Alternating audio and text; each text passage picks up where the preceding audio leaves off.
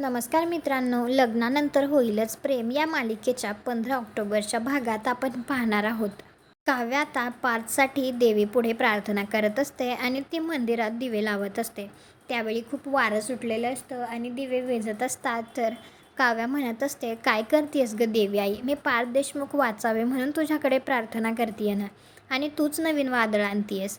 त्यावेळी मात्र काव्याच्या हातून एक दिवा खाली पडून फुटतो. तर काव्या खूपच घाबरते. इकडे पार्थची कंडिशनसुद्धा आता खूप क्रिटिकल असते आणि ते पाहून तर मानिनी स्वतःलाच सावरू शकत नाही आणि ती मोठमोठ्याने पार्थ असं म्हणतच रडत असते.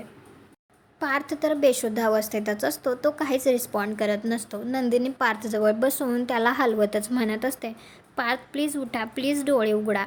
नंदिनी खूप रडत असते. ती त्याला उठवण्याचा प्रयत्न करत असते, परंतु पार्थ मात्र काहीच रिस्पॉन्ड करत नसतो.